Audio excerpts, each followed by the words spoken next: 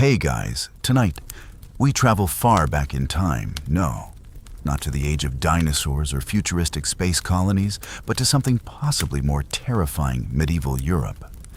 You arrive on the edge of a fog-soaked village, surrounded by a landscape that feels ancient, raw, and entirely unprepared for your modern sensibilities. Your shoes sink into a squelch of mud that never really dries, not even in summer. Smoke wafts through the air from countless hearths, mixing with the scent of something vaguely edible. You blink through the grayness, expecting the grandeur of high towers and glinting swords, but instead, someone throws the contents of a chamber pot directly into the street, 5 feet from your face. Welcome to the Middle Ages. So before you get comfortable, take a moment to like the video and subscribe, but only if you genuinely enjoy what I do here. And I'd love to know where you're listening from and what time it is where you are. Drop that in the comments. Now dim the lights, maybe turn on a fan for that soft background hum, and let's ease into tonight's journey together. You take your first cautious step into the heart of a small hamlet. It's not even noon, but the sky is already moody and dim with low-hanging clouds. A mix of smoke and damp hay hangs in the air. This place, like so many others, lacks pavement. Roads are just well-trodden trails of packed earth that turn into endless goo every time it rains, which unfortunately is often. You don't walk so much as you trudge. There's no trash pickup here, and the locals aren't exactly on a first-name basis with the concept of sanitation. Waste both human and animal lines the alleys and backdoor paths. Chickens peck near the open sewer ditch as a donkey trudges by, dragging a cart loaded with what you pray is just turnips. You step aside and instantly regret it. Your modern shoes, which weren't built for this, are soaked through with a chilling mix of mud manure and a suspicious warmth you don't investigate. The village is alive, but in the least glamorous sense. Children run barefoot, shrieking through puddles with alarming cheerfulness, while adults with sun-weathered faces shuffle between tasks, tending livestock, stirring cauldrons, or mending tools. You pass a group of men using wooden poles to beat wool. The thudding sound joins the occasional clang of a blacksmith's hammer in an accidental village symphony, one that's more percussive headache than medieval lo-fi beats. You might be thinking, okay, I can manage. But here's where things start to unravel. For starters, you don't speak the language. Not really. Sure, it's technically English if you landed in 14th century England, but it sounds more like garbled Shakespeare performed underwater. "Thou beest a strange wanderer," someone mutters. You smile politely, and the old woman spits on the ground. Charming. And let's talk about food. The scent that teased your nose earlier, that's dinner in progress. You're invited to sit near a bubbling pot of what they call pottage, a stew-like mush made from barley onions, maybe some beans, and an unidentifiable bit of meat that everyone swears used to be a hare. You politely sip the broth. It's lukewarm and vaguely iron-flavored. You try not to make eye contact with a floating object that looks suspiciously like a rat's tail. Quirky historical tidbits: some cookbooks of the time actually included recipes for beaver tails during Lent. Technically, they were considered fish. Historians still argue whether that was culinary genius or just desperate rationalization. In the distance, you spot a castle. At last, you think a shred of romance. But don't get your hopes up. It's not Disney. It's a cold, drafty stone fortress with narrow windows and a moat filled with, guess what, more mud. Nobles live there. Yes, but if you think you're getting an invite, think again. You're wearing peasant clothes, well, the local version of clothes, which is really just a few layers of scratchy fabric tied together with what might be twine. You look like a soggy scarecrow with frostbite. Let's not forget the smells. It's not just the mud or the open sewage. It's the constant mix of wood smoke, wet dogs, old cheese, and unwashed humanity. You know those people who say, "I'd love to live in the past"? Yeah, they usually don't factor in the body odor. Bathing is rare. Soap is made from animal fat, and ash and deodorant hasn't even been dreamed up. You, dear traveler, are beginning to reek after just a few hours, and you haven't even broken a real sweat yet. Then there's the night. Darkness falls fast and hard. No streetlights, no glow of phone screens, just flickering tallow candles and the occasional torch. The village becomes a shadow of itself, hushed and uncertain. You try to make your way back to the hut you've been offered, but it's like walking through a dream where everything looks the same. Your foot lands in something unpleasant again. Eventually, you find it a crooked timber-framed building, sagging as if tired of existing. Inside the bed is a pile of straw on the floors, maybe with a sheet if you're lucky. The walls creak like they're complaining. There's no insulation, no fireplace, just a corner bucket and a rickety door with a latch made from a bent stick. You lie down. The straw pokes. Something scurries. Something else squeaks. You swear you hear a pig snuffling just outside the wall. Welcome to night one in the Middle Ages. Morning comes early. Not with sunlight gently filtering through curtains, but with a rooster that sounds like it's been gargling gravel. You jolt awake in the dark, unsure if it's dawn or some cruel prank. You sit up or try to your back protests, stiff from sleeping on a straw pile that feels like a bed of twigs and regret. And something has definitely bitten your ankle. You stretch, blink, and look around. No mirror, no toothbrush, no closet. But you do have something that passes for clothes if you're into damp linen and suspicious stains. Your new wardrobe is waiting for you in a wooden chest near the wall, or more accurately, a crate that smells distinctly like goat. You open it and recoil slightly.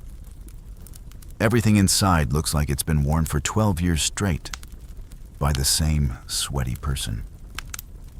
Which, honestly, it probably has. People in medieval times didn't change outfits daily. They wore the same clothes for weeks, sometimes months. And when they did change, it was usually because lice had driven them to the brink of insanity. You reach in and pull out what appears to be your underlayer, a linen shirt that is less white and more unsettling beige. Then comes a woolen overtunic, woven thick enough to survive an arrow, but itchy enough to count as a punishment. The moment you slide it over your skin, you regret every complaint you've ever made about modern tags being scratchy. Fun fact, most medieval people never wore underpants. Not because they didn't exist, but because laundry was a full-blown ordeal that involved boiling water ashes, beating the fabric with a stick, and praying to 4 saints for forgiveness. You also get hose, essentially woolen leg tubes that tie at the waist with strings called points. They sag, they itch, they bunch in all the wrong places. As you bend to tie them, a rat scurries past your foot like it owns the place. You both scream internally. Shoes are next. They're made of rough leather and shaped suspiciously like a pointy turnip. No arch support, no left or right distinction. Just shove your foot in and hope for the best. You step into them and feel every cobblestone in your soul. Now you're dressed. Sort of. You catch a reflection in a puddle outside and startle yourself. The tunic hangs awkwardly, the hose are uneven, and your hair looks like you've been electrocuted in a barn, which, considering the medieval wiring read 0, would actually be impressive. You wander outside, hoping no one notices how out of place you are. They do. Everyone does. Because while you technically look like them, you carry yourself like someone who knows what Wi-Fi is. And that makes them nervous. Superstition runs deep here. They believe in omens, witches, and that sneezing too loudly might summon the devil. So maybe tone it down on the wide-eyed explorer vibe. As you walk past the baker's hut, a group of kids whisper and point. One older woman grabs a small pouch and mutters something under her breath. probably a charm against bad luck. Welcome to being weird in a time where weirdness could get you accused of talking to demons. Oh, and did we mention fleas? They're everywhere. They live in your clothes, your bedding, your hair. You feel a faint itch on your neck, and then your leg. Then your armpit. Before long, you're doing the medieval twitch dance, slapping at invisible attackers. There's a reason flea combs were an actual thing people carried right next to their knives and pocket crucifixes. But the real kicker comes when someone casually mentions the sumptuary laws. These were actual regulations controlling what you could and couldn't wear based on your social rank. Velvet off limits. Certain colors like royal purple or ermine trim, forget it. Historians still argue whether these laws were strictly enforced or just symbolic. But the gist was simple: don't dress above your station or people will notice, and not in a good way. You stop by the well hoping to freshen up. There's no soap, just cold water and a cloth that looks like it's seen more grime than the floor of a city bus. You splash your face and feel every crack in your skin tighten. Your breath steams in the air. There's no toothpaste either, maybe a twig for brushing if you're lucky, or a paste made from ashes and salt.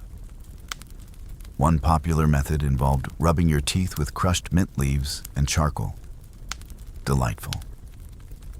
Someone hands you a coif, a little linen cap that ties under the chin. It flattens your hair in the least flattering way possible and makes you look like an off-brand medieval smurf. But you put it on anyway. Why? Because everyone else is wearing one and you don't want to stand out. Standing out is dangerous.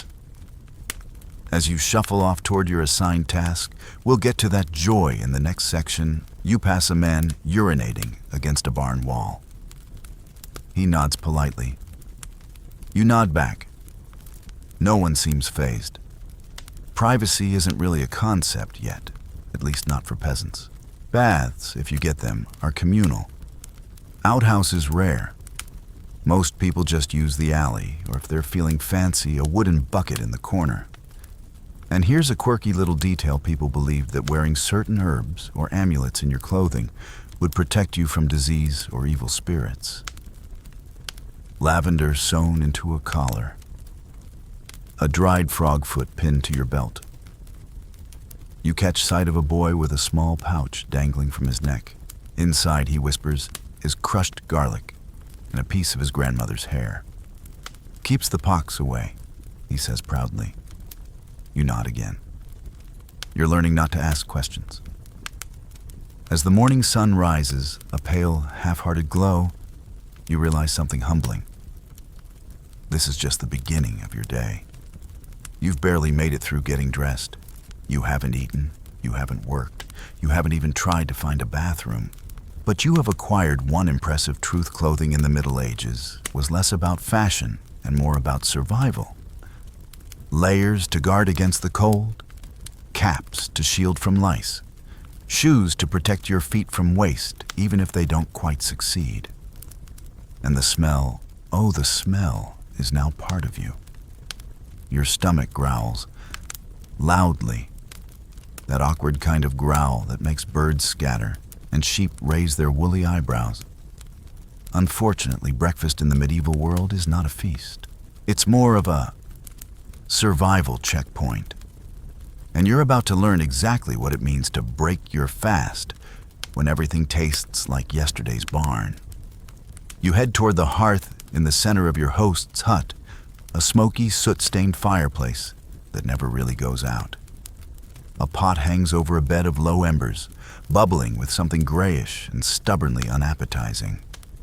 A woman stirs it with the same energy you'd use to stir wet cement, and she doesn't look thrilled about it either. You're handed a wooden bowl and a chunk of what they generously call bread. It's dense, heavy, hard enough that if you threw it, you might start a war. This bread is made from coarse grains, often mixed with whatever was lying around: bean flour, bits of bran, maybe even crushed acorns in hard times. They called it maslin, a blend of rye and wheat. but it tastes like guilt and gravel. Still, it's food. Sort of. Next comes the drink. You brace yourself for water, but they hand you ale, breakfast beer. Because in this world, the water might kill you, but the ale is weak fermented just enough to be safer than the local stream. It's called small ale, and it has about the alcohol content of that one time you accidentally drank mouthwash. But it's warm, slightly sour, and weirdly comforting once your tongue gives up resisting. That bowl you were handed inside is more pottage, a perpetual stew of grains, root, vegetables, and maybe a leftover meat bone if the household was lucky the night before. The flavor is complex, by which I mean it tastes like every lunch and dinner you're going to have for the next month, all reheated into one blob. You chew slowly mostly to avoid crunching on something that might still have a beak. Here's a fun historical fact to chew on while you chew on that. Many households had only one pot. So they just kept adding to the stew each day, letting it simmer non-stop. Some recipes never really ended, just evolved. You could be eating a stew that's been going since Monday, or last Monday. Historians still argue whether that was brilliant thriftiness or just medieval laziness.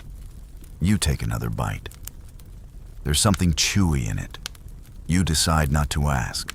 Children rush in, grabbing bread, smearing it with lard if they're lucky, or just licking it clean and calling it good. One of them offers you a boiled egg with the shell still singed. You nod and take it gratefully, trying not to think about whether it came from a chicken or something else. Breakfast conversation is minimal. Not because people are unfriendly, but because they're already tired.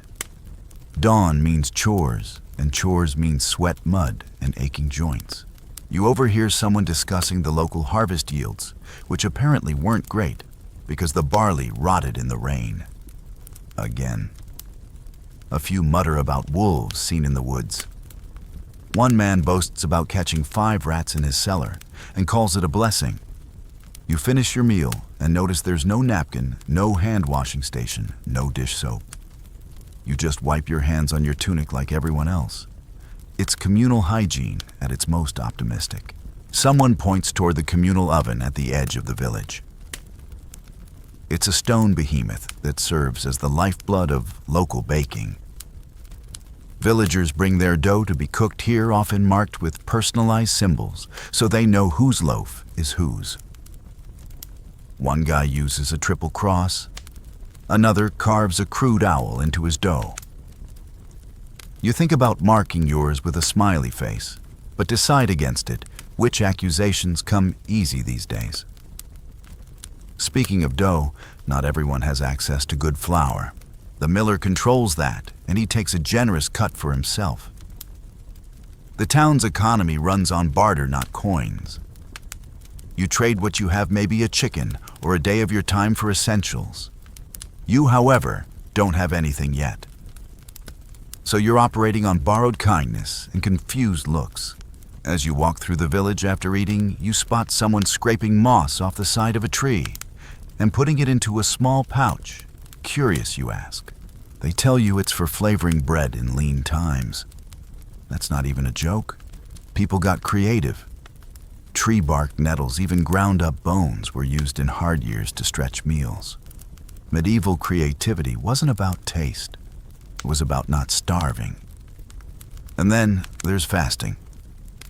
The church loved a good fast.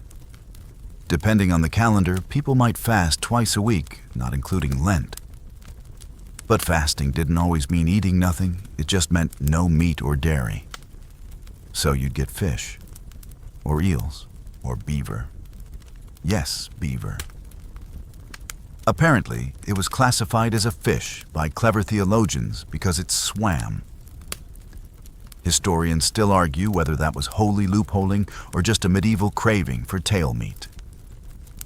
You begin to notice that mealtime is less about enjoyment and more about necessity. No one lingers. No one posts pictures of their bowl on Instagram. Eating is something you do to survive the next few hours of labor, or illness, or weather, or all three. You stand and stretch. A distant bell rings from the church tower.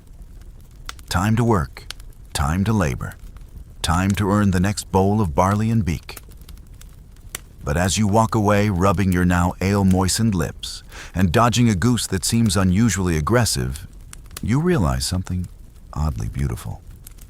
Despite the dirt, the cold, and the food that occasionally twitches, there's a rhythm here. A gritty, stubborn rhythm to medieval life. People wake, eat, work, and sleep in a world that never quite softens, but somehow keeps turning. And your stomach, while skeptical, seems to be adjusting. Slowly. You're barely done digesting your breakfast/brew when a leathery hand claps you on the shoulder. It's time to work. The village doesn't have a concept of chilling after meals. There's no brunch, no coffee shop to loiter in, just chores. Relentless backbreaking and occasionally grotesque chores. You're handed a crude wooden rake and pointed toward a field that looks like it's been through 6 wars and a minor flood. The job's spreading animal manure. Not metaphorically, literally. Thick, steaming piles of it gathered from behind barns and beside livestock pens, waiting to be evenly distributed over the crops. You hesitate. Someone hands you a scrap of cloth to tie over your nose. It helps slightly until the wind shifts. Medieval farming isn't for the faint of nose, but this is prime fertilizer. And if the village wants even a chance at surviving the next winter, this field needs to be fed first. As you trudge through the muck, every step makes a sound that can only be described as a squelch of regret. And while you're ankle deep in it, someone nearby is collecting urine in a wooden pail. You raise an eyebrow. They explain matter-of-factly that it'll be used in tanning leather cleaning laundry, or brace yourself as a component in medieval medicine. Apparently, soaking cloth in stale urine and applying it to wounds was believed to draw out infection. Historians still argue whether this had any genuine antiseptic effect or was just an elaborate prank that got out of hand. You glance at your hands, now stained with things, and wonder how long your immune system will hold up. After manure duty, you're moved to the pig pens, which feel less like a job and more like a punishment. The pigs are smarter than they look. One of them gives you a look that suggests it knows exactly how unqualified you are. It oinks in judgment. You're tasked with mucking the pen again, a glorified term for shoveling waste. As you do, the pig decides your foot looks edible. You retreat with dignity, or try to, and slip directly into a puddle that you pray is only mud. Back on your feet, soaked and defeated, you're reassigned. This time to the herbalist's hut. You sigh in relief. Maybe here you'll learn something: peaceful plants, tea-calming tinctures. Wrong. The herbalist greets you by slapping a dead crow on the table. "We'll need the eyes for poultices," she says with all the enthusiasm of someone asking you to pass the salt. She's grinding something that smells like garlic mustard seed in despair. It's going into a salve for boils, apparently. You lean in, trying not to breathe too deeply. She shows you her collection: dried herbs, bits of bark vials of powdered, something, a few toad bones, and a frog that looks too still to be sleeping. She's proud of it. And honestly, in a world without antibiotics, she is the local medical authority. She hands you a mortar and pestle and instructs you to grind dried yarrow. You do your best. The powder gets everywhere. Into your nose, your eyes, probably your soul. Somewhere between mixing salves and sorting through roots, she starts explaining humors. Not jokes, though that might help. No, she means the ancient theory of bodily fluids. Blood phlegm, black bile, and yellow bile. Balance them and you're healthy. Imbalance them and you've got anything from gout to demonic possession. Most treatments involve purging bleeding, or, if you're lucky, leeches. You nod slowly, reconsidering every medical complaint you've ever had. A villager rushes in, clutching his stomach. He ate spoiled fish and now believes he's cursed. The herbalist looks thoughtful and prescribes warm beer with ground charcoal. You blink. She adds a prayer to St. Roch, just to be safe. Later, you're sent to the village priest to help tidy the chapel. You expect peace, incense, choir music. What you get is a stone building colder than a cave and darker than your hopes. The priest is kind enough, but strict. He talks at length about sin salvation and how you're probably doomed unless you stop asking questions about the moon. You sweep the chapel floor dirt and hay, and something suspiciously like chicken feathers, and listen to him describe how saints once healed the sick with a glance or a bone fragment. You stare at the relic box. Inside is what looks like a tooth or a small rock. Saint Hilda's molar, he whispers reverently. One curious note, the priest pauses to mention the flagellants religious zealots who whip themselves in the streets to atone for humanity's sins. They believed suffering would prevent plagues. Historians still argue whether their acts helped or hurt morale, but they were in a very loud and bleeding sense committed. By mid-afternoon, your arms ache, your feet are blistered, and your clothes, already terrible, now smell worse. You slump by a barrel of rainwater and splash your face. A dog pees nearby. You sigh. You're just beginning to understand medieval work wasn't one task. It was all tasks. You might farm in the morning, butcher a hog at noon, stir dye at dusk, and help deliver a baby in the middle of the night. Everyone pitched in. There was no job description, just survival. You lean back watching smoke rise from chimneys and let your hands rest on your lap. One of them is covered in something green. You don't ask what. Despite the stench, the sweat, and the squirrel that just ran across your foot like it owns you, you're oddly proud. You've survived a full medieval workday, or at least half of one. The sun starts to dip, casting a golden haze over the muck. Someone calls you for supper, but your body groans. Your clothes stick to you. And that pig, it's watching from afar. Smug. You shuffle toward the chapel bell's echo, your limbs dragging like they've aged 20 years in a single day. That's not an exaggeration.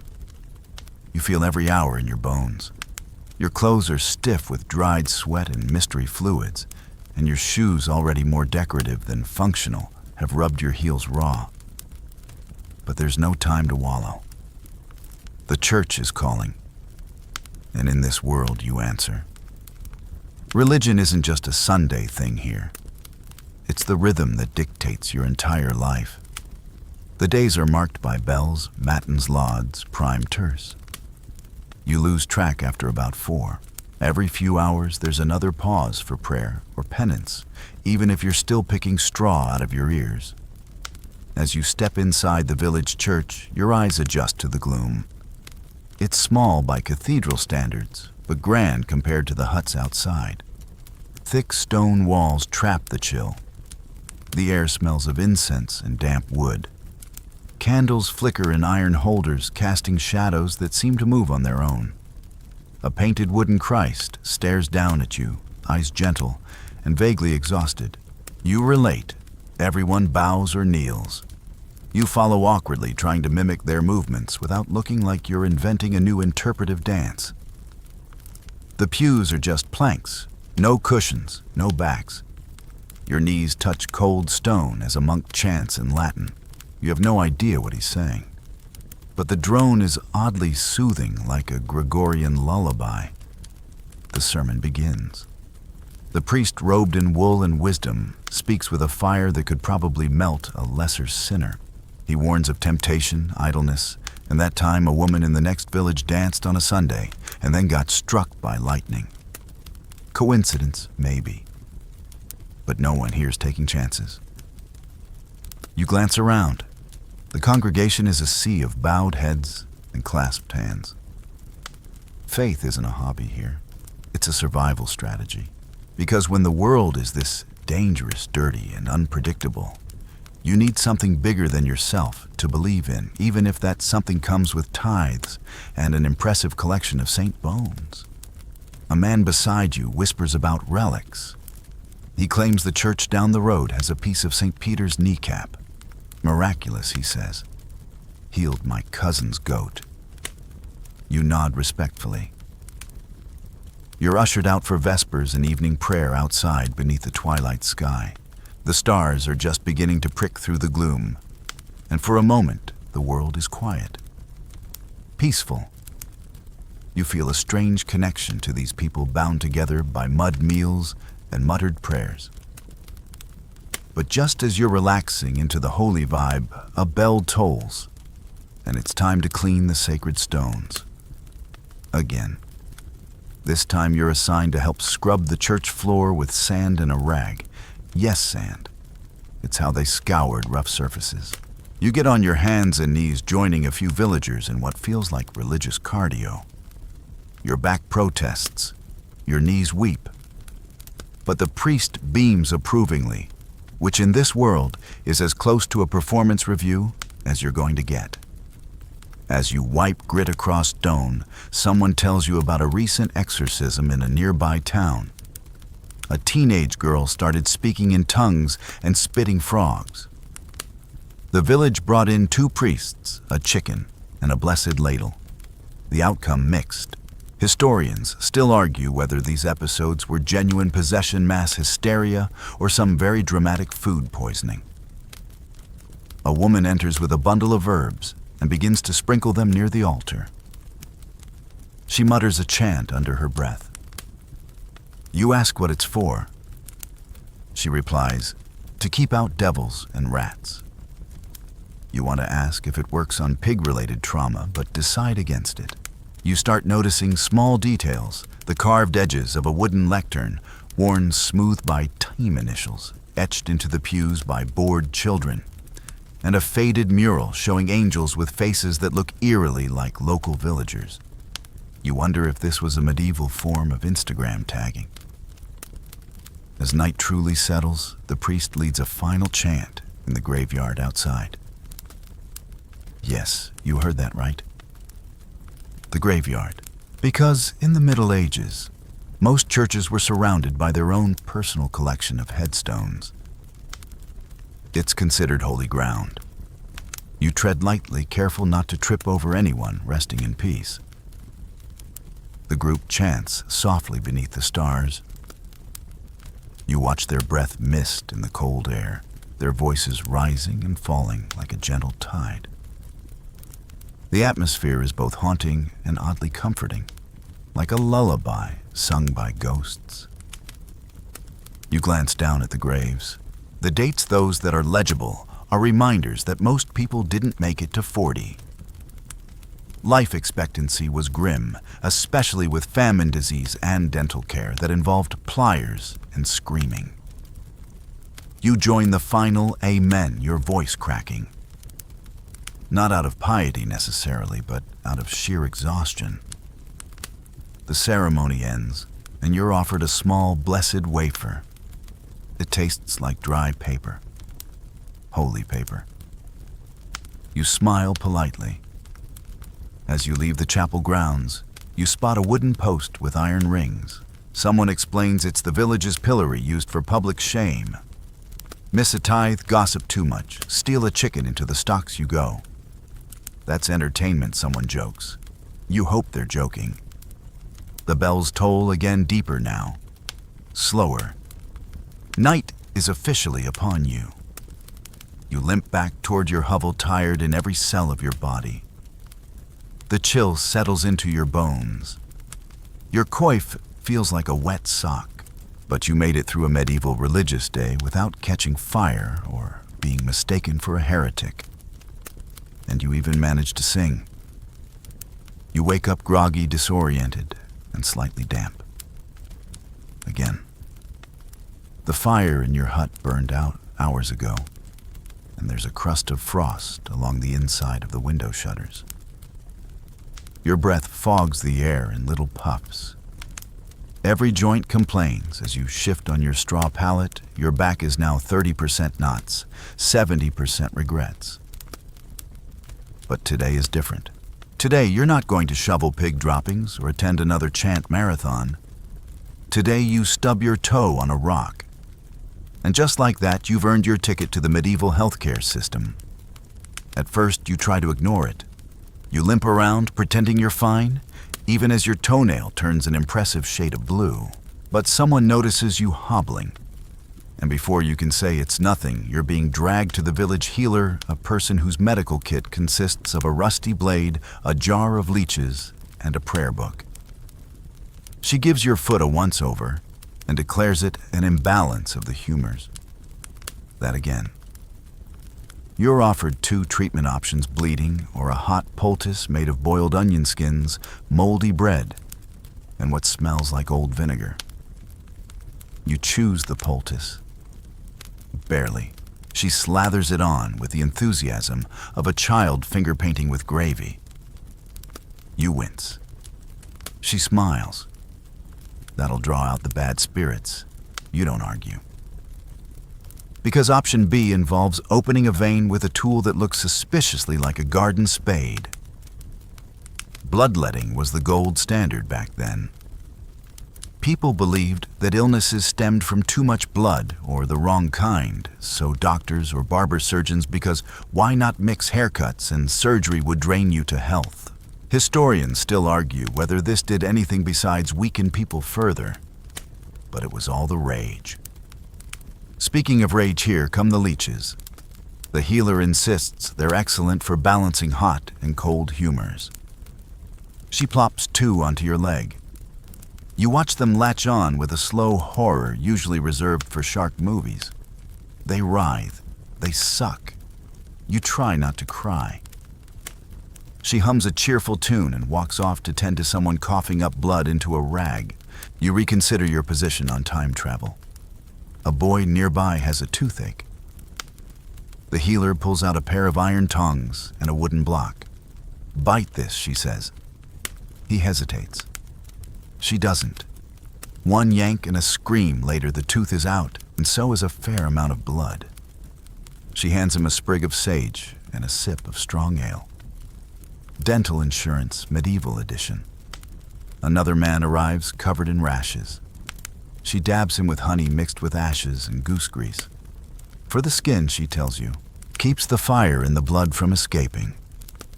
You nod as if you understand, while your foot throbs under its mushy onion compress. The healer invites you to help her sort through her medicinal cabinet. Inside are dried beetles, bundles of herbs, and something that looks an awful lot like a desiccated bat. You hold it up. "For night sweats," she says. You put it down. She tells you stories while you work, about how people used to drill holes into skulls, trepanation they called it, to release bad spirits. Some survived, most didn't. But hey, it was something. She also shares a recipe for a cure-all tonic: ground pearls, crushed emeralds, and a touch of unicorn horn. You raise an eyebrow. "Fine," she says. "Deer antler shavings." But we pretend it's unicorn. The conversation turns to plagues naturally. The Black Death still haunts people's memories. Entire villages wiped out. Bodies piled in carts. Doctors in beaked masks filled with herbs, trying to filter the miasma, or bad air they believed spread the disease. Historians still argue whether those masks worked at all or were just medieval gaslighting. A local woman arrives, clutching her baby, who's fussing and feverish. The healer rocks the child, sprinkles rosemary over the cradle, and murmurs prayers to Saint Apollonia. You offer your onion foot for inspection again. She nods. "Looks less angry," she says, removing the compress and tossing it out the window like it's cursed. You're instructed to keep it wrapped, drink nettle tea, and avoid sinful thoughts. You hobble back toward your hut, bandaged in linen that smells like sheep. The leeches are gone, leaving behind tiny kisses of trauma. Your foot still hurts. but at least you didn't lose the whole leg. Yet, as you pass the local tavern, a man is bragging about a miraculous cure he received from a traveling doctor who sold him powdered mummy. Yes, mummy, as in ancient Egyptian corpse ground into dust. It was believed to have healing properties, possibly due to all the embalming spices. People actually paid good money for it. You mentally note that down as worse than leeches. You sit near the fire trying to rest. Your fellow villagers offer more folk remedies. One swears by fox lungs boiled in milk. Another recommends rubbing a black cat's tail on the wound at moonrise. A third just hands you a crust of bread and tells you to stop complaining. Medieval support systems are a mixed bag. Despite everything your onion-soaked foot, you're still squirming memories of leeches and the faint scent of vinegar wafting from your leg. You realize something: these people aren't dumb. They're doing the best they can with what little they understand. Their medicine is strange, sure, terrifying occasionally, but it's built from centuries of trial and error, hope and desperation.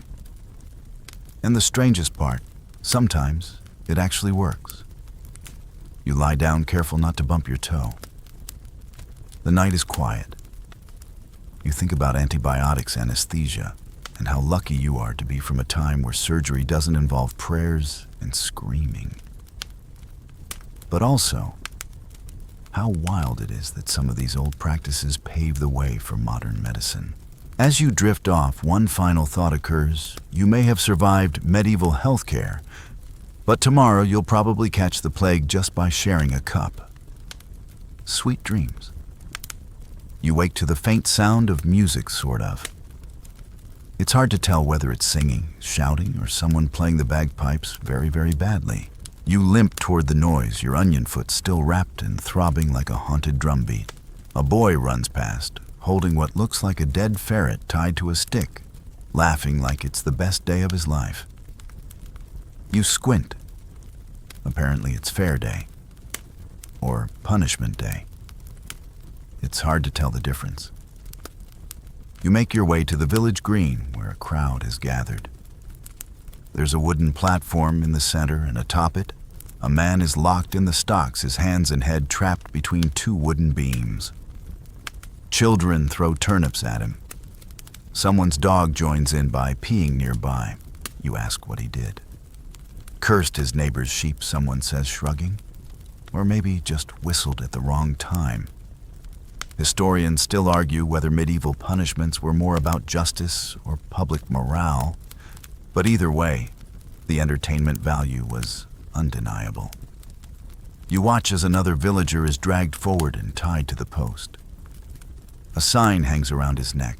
Took more than his fair share of bread. The crowd boos half-heartedly. He looks bored. You ask how long he'll stay there. A few hours, or until it rains. Fair enough. Just beyond the stocks, there's a kind of carnival forming. A man on stilts wobbles through the crowd. A juggler tosses 3 apples and a knife into the air with alarming confidence. A woman in a dirty apron sells honey cakes that smell both burnt and sweet. Your stomach grumbles. You trade a favor, hauling a bucket of water for one of the cakes. It's dense and sticky, but for once, not completely terrible. You sit on a hay bale and watch a man in a painted mask reenact the story of St. George and the dragon, using only hand gestures and a sock puppet. The dragon has googly eyes. You're deeply entertained. Nearby, a musician strums a lute.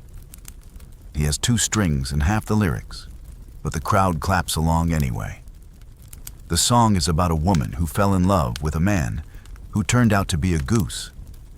You're not sure whether it's a cautionary tale or a love story. And then the bear arrives. Yes, an actual bear. It's muzzled and chained, dragged into the square by a handler who looks like he's seen some things. The bear is prodded until it dances awkwardly on its hind legs, and the crowd roars in delight. You flinch. The bear looks tired. So do you. Entertainment in the Middle Ages comes in only a few flavors: violent, loud, or weirdly animal-based. Bear-baiting cockfights, dogfights, they're all popular.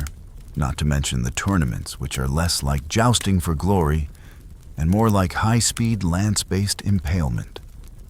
You're told one knight once lost his entire face. The crowd loved it. You move on and find yourself at a small circle of people playing dice. The stakes are low, mostly bread crusts and buttons, but the tension is high. Someone accuses another of cheating, and within seconds, a full-blown wrestling match breaks out. No one seems shocked. A tooth lands in the mud. Someone picks it up and pockets it. You decide not to ask.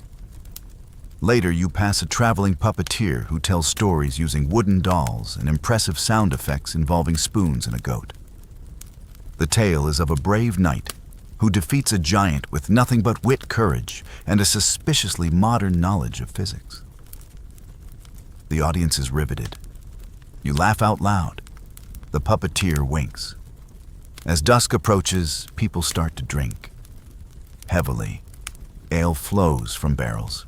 Mead is passed around in communal mugs. You take a sip, it's sweet strong and probably not safe for someone on onion foot medication. A man tells you a joke that makes no sense, but everyone laughs, so you laugh too. Suddenly, the music picks up. A woman grabs your hand and pulls you into a circle of dancers. They stomp and twirl to the rhythm of a drum and a shrill flute. You flail along your wrapped foot, protesting every move, but the energy is infectious. For a moment, you forget the pigs and the mud the leeches. Then the priest arrives and shuts it all down. Apparently, someone got a little too enthusiastic with a goat, and now the dancing is unholy. The music stops. The goat is returned to its pen. People grumble but disperse, mumbling about sin and bad timing. As the crowd thins, you notice a small group gathered around a fire. They're telling stories, tales of fairies, demons, witches in the woods. One man swears he saw a woman turn into a raven. Another claims the forest to the east is cursed and glows at night. Could be bog gas, someone whispers. Historians still argue whether these tales were genuine beliefs or early medieval fan fiction, but you're thoroughly spooked either way. You sit beside them, drawn in. The fire crackles. Someone passes you a piece of dried apple and tells you to be wary of crossroads at night. That's where the old spirits linger, they say. You chew slowly. As the fire dies down and the crowd dwindles, you realize something profound.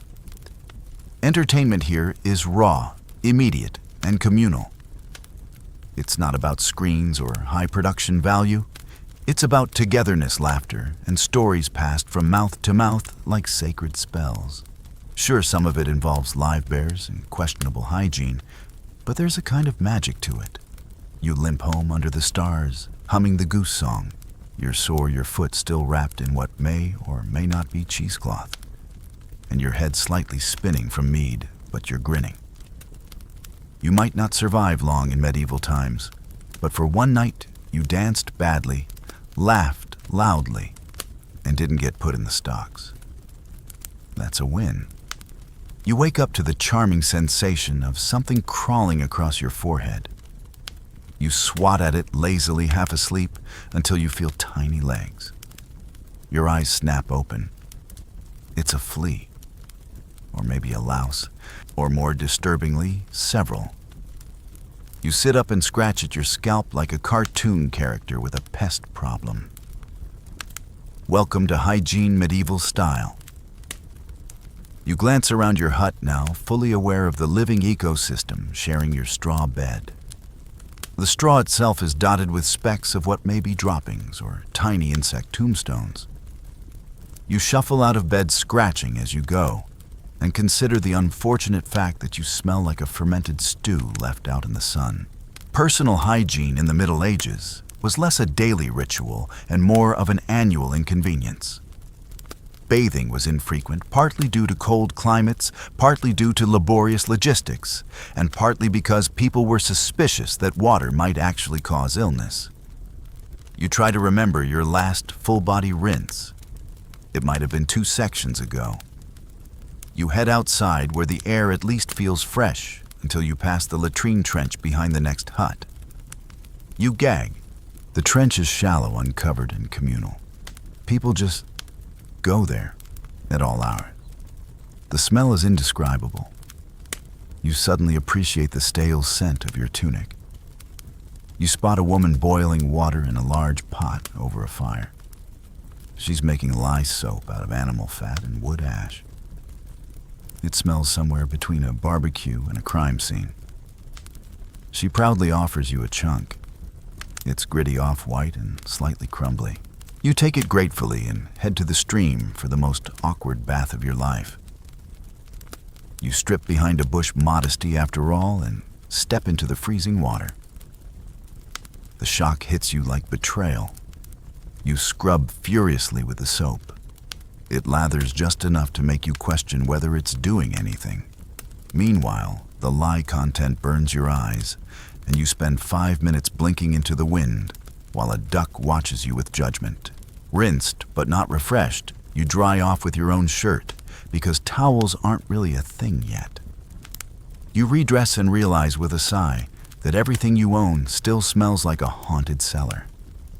There's no winning here.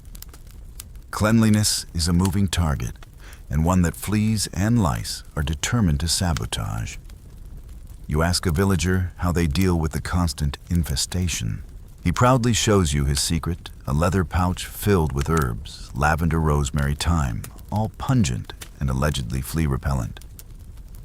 He also carries a flea comb, a tiny fine-toothed weapon of war. You comb your hair with one and watch with horror as several small specks drop out. One jumps. You don't scream, but it's close. Your breath, let's not talk about it. Brushing one's teeth isn't common. You might get a twig with frayed ends called a chew stick, or if you're fancy, a paste made of crushed mint and powdered charcoal. You try the mint twig. It works about as well as chewing on disappointment. Someone offers you a mix of burnt eggshell and honey to freshen up. You pass. The real kicker, though, is body odor. Everyone has it. Everyone expects it. It's not a flaw, it's just part of the ambiance. After all, when no one bathes more than once a month, the baseline smell is barn adjacent. Deodorant, forget it. Some folks rub herbs under their arms. One man insists that crushed garlic works, which explains why no one stands near him. You dab on some lavender from a church garden. It helps for about 4 minutes. And laundry, Doing laundry means hauling water, heating it, grating soap, scrubbing each item against a rock, and praying the seams don't dissolve. Most people don't do it unless absolutely necessary. Instead, they just air their clothes out. On a good day, you can see tunics flapping on sticks outside houses, giving off the faint smell of failure and wood smoke. As you pass through the village, someone waves you down.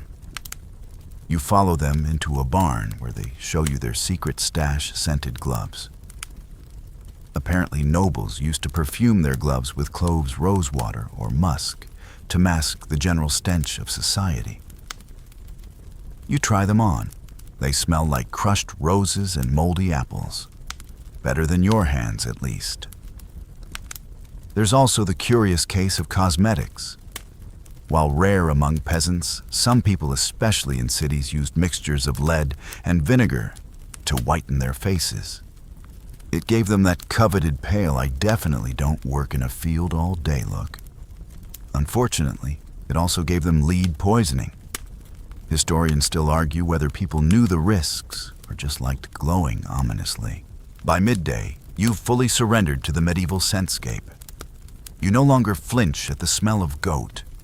You've accepted that your armpits will never feel dry again. And the itch. The itch is constant, like background music, but worse. To top it off, you visit the bathhouse. Yes, the town has one. It's open once a week and shared by all. Men first, then women, or depending on local customs, sometimes everyone together. The bathhouse smells like smoke, sweat, and wet feet. You sit in a wooden tub full of lukewarm water and other people's choices. People chat while scrubbing. A man casually mentions that his cousin was healed from dropsy after soaking in nettle water. A woman gossips about a neighbor who secretly bathes twice a week. You pretend not to react. Twice, that's practically suspicious. You learn that some monks bathe regularly, up to 4 times a year. A true luxury. Meanwhile, some folks believed water opened your pores to disease, so they rubbed themselves down with cloths dipped in vinegar or wine instead. Not for cleansing, for sealing the skin. You wonder if your pores are currently sealed with mud and shame.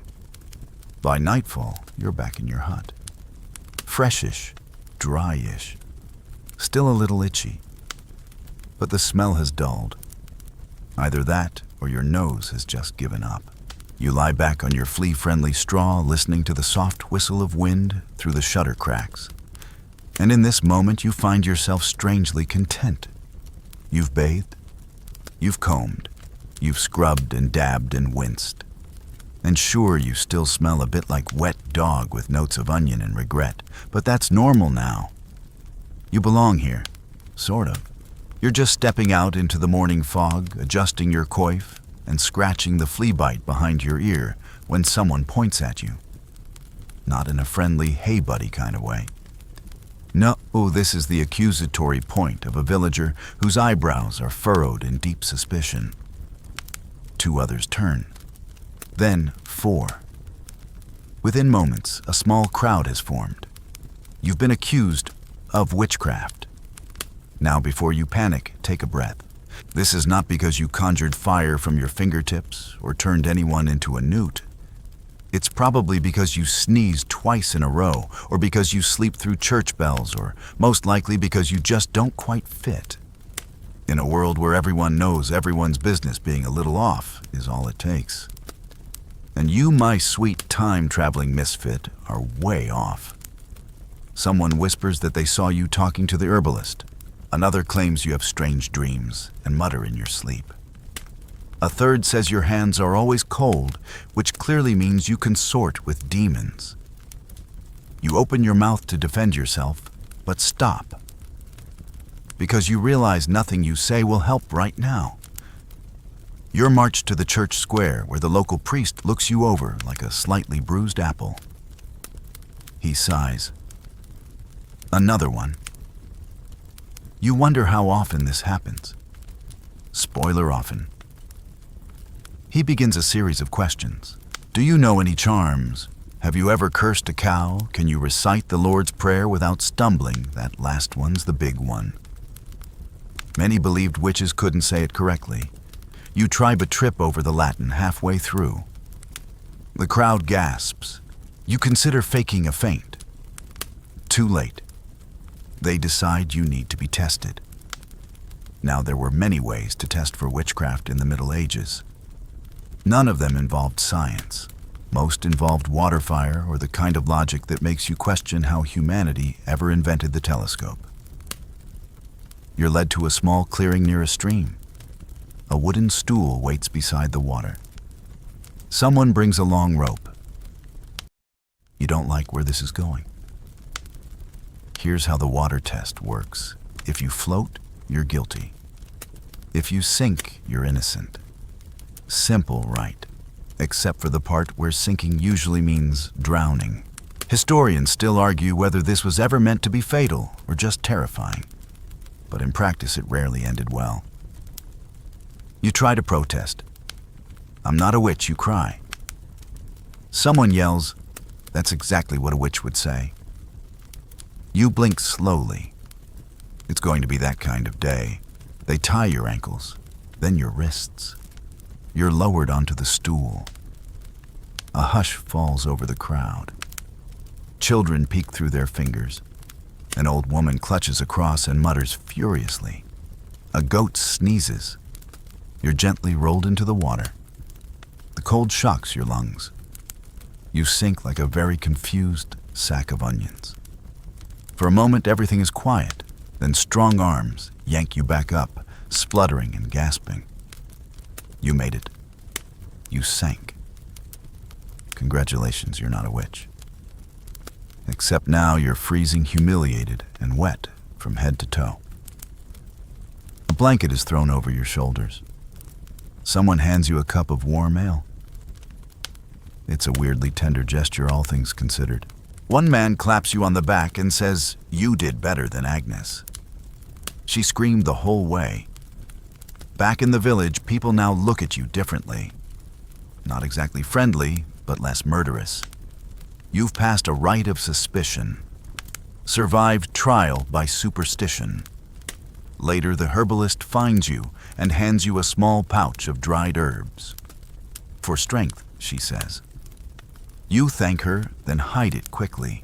Because let's face it, that's exactly the kind of thing that'll get you dunked again. You learn about other tests. You thankfully avoided pricking, where a needle is used to search for a witch's mark, a spot that doesn't bleed. Or the infamous weighing, where suspected witches are measured against a stack of Bibles. Somehow logic doesn't win that one either. There are even more fringe tales. One town believed witches couldn't cry. Another thought they couldn't yawn. Some believed witches walked backwards at night.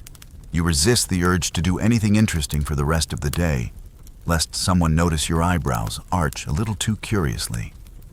It becomes clear that witch trials weren't just about magic. They were about fear, about control, about the need to explain the unexplainable plague, famine, bad dreams, sour milk. If anything odd happened, someone had to be blamed. And who better than the quiet one, the healer, the outsider, or the oddly dressed newcomer who mutters strange words and smells faintly of garlic? You keep your head down as the village settles into evening. The sun casts long, soft shadows. Chickens coo. Someone sings a lullaby in a minor key. For a moment, peace returns. You sit by a fire, drying your clothes, staring into the flames. You think about how easy it is to become a target, to be misunderstood, to be feared for simply being different. And you remember how many lives were lost, not to monsters, but to rumors, to hysteria, to whispers that grew teeth. Despite the absurdity, despite the rope burns, and the indignity of sinking in front of 30 spectators, you're alive. And in a strange way, you've been accepted. Not because you're the same, but because you survived what they feared. You lie down that night dry and exhausted. Your limbs ache, your ego slightly bruised, but your heart somehow feels fuller. You understand these people better. Their fears, their hopes, their desperate need to make sense of a world that rarely plays fair. Sleep comes slowly. A soft wind rustles the thatch above. A moth taps the wooden shutter once, twice. You whisper a small, silent prayer just in case. The night is unusually quiet. No braying donkeys, no drunken singing. Just the soft creak of old wood, the distant rustle of something hopefully whined outside your hut, and the comforting scratch of your own lice-ridden scalp. You've stopped reacting to the crawling. That in itself feels like growth. The straw beneath you shifts slightly as you turn. You've become oddly fond of it despite the prickling and the occasional rodent parade. It's familiar now. This scratchy, mildly fragrant pile is home at least for tonight. But you're not sleeping yet, because sleep in the medieval world isn't a single stretch of unconscious bliss. It's often split in two. People called it first sleep and second sleep. You'd go to bed shortly after sunset wake around midnight, maybe pray talk or even visit neighbors, and then go back to bed until dawn. Historians still debate whether this was due to biology boredom or the simple fact that nobody had Netflix. Either way, you're currently in your wakeful pause. You lie there listening. A faint scratching, a soft squeak. you're not alone. You sit up slowly and light the stub of a tallow candle. The flame flickers to life, illuminating your small hut in trembling shadows. In the corner, your eyes catch movement. Two tiny eyes shine back at you. A rat, just one. For now. The rat scampers across the floor, indifferent to your horror, and disappears behind the firewood. You sigh. This is not a new problem.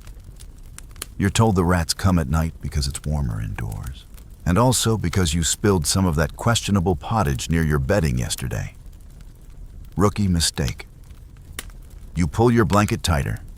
A few hours left until dawn. Your blanket, by the way, is wool. Heavy, itchy, and smelling faintly of wet sheep. It's surprisingly effective. You tuck your feet under it and try not to think about what else is under there. As you close your eyes again, you hear snoring from the next hut over. It's deep and rattling like someone sawing through a log with a rusty blade. The walls are thin. Sound travels. But you're used to it now. You're used to a lot of things. You're used to the scent of old firewood and onions. You're used to the weight of your rough-spun tunic, even when you sleep in it. You're even used to the soft grunt of a piglet that somehow wandered in and now curls beside the hearth like it pays rent. You remember the herbalist's advice, sprinkle lavender near your bedding. You do. It masks the more aggressive odors and maybe keeps the fleas slightly confused. Then there's the church bell. It rings once, a low, somber tone in the distance. Not for a prayer this time, just the hour. The night is halfway gone. You try not to think about the things that could go wrong. Illness, fire, that creaky sound the roof made during the last rain. In the Middle Ages, sleep wasn't a guarantee. Fires were constant threats. Illness struck fast, and if not illness, then bandits, or wolves, or famine. There's a reason people prayed so much. You shift again, trying to get comfortable. The straw rustles. The piglet snorts. And just when you think you might be drifting off again, something brushes your foot. You freeze. You wait. A nibble. A definite nibble. You yank your feet under the blanket and peer cautiously at the corner of the bed. Another rat. Maybe the same one. Maybe its cousin. They're nothing if not communal. You try clapping your hands. It runs, but you know it'll be back. You look up at the thatched roof, counting the spider webs like stars. A moth dances near the candle. You blow it out, and darkness returns. Eventually, your body gives in. The cold wraps around you like an indifferent lover. You pull your wool tight curl into a ball and let your mind slip into that soft space where thoughts are fuzzy and time doesn't matter. Your dreams are a mix of goats in armor and leeches conducting a courtroom trial. You don't question it. Morning creeps in slowly, not with sunshine, but with a pale watery gray that bleeds through the shutter slats. Somewhere, a rooster coughs, or crows. It's hard to tell. You stretch, feeling every bruise from the previous day. You survived the night. You survived the food, the work, the leeches, the smell, the dunking, the dancing, the hygiene or lack of it, and now the rats. You sit up. Your breath fogs the air again. You scratch your arm. Yep, still itchy. But something's different. You're not flinching anymore. Not gagging at every smell. Not recoiling from every rat-shaped shadow. You've adapted. A little. Against all odds, this place has shaped you. And now, as the village stirs, and the same woman begins stirring the same old pot of barley mush, you feel something close to pride. You haven't thrived exactly, but you haven't died. And hear that saying a lot. You throw on your cloak, cinch it tight, and step into the morning fog ready to face another day in a world that never cared whether you belonged. But somehow, now you kinda do. Now that we've trudged through manure, dodged superstitions, and shared a straw mattress with a local rat community, let's gently ease ourselves out of the Middle Ages. Let your breathing slow. Unclench that jaw. Loosen those shoulders. You've seen how raw, uncomfortable, and deeply strange life could be back then. How every sunrise meant another battle with dirt, superstition, and a deeply suspicious bowl of stew. Yet somehow, even in the cold and the chaos, there was rhythm. A pulse. People laughed, prayed, danced, and told stories by firelight. Just like us. Picture the glow of that hearth, the crackling of embers as smoke curls into the night. Outside, the world is quiet. A blanket of mist covers the fields. Somewhere a cow shifts in its sleep. A candle flickers, then dims. You're safe. You're warm. No one's accusing you of witchcraft tonight. No pigs are snoring in your ear, unless that's just your dog. Let the scratch of the wool fade away. Let the straw soften beneath you. Imagine the hush of that ancient village settling into sleep, its stories drifting into the sky with every sigh. You made it through a day in a world that wasn't built for comfort, but for survival. And you did more than survive.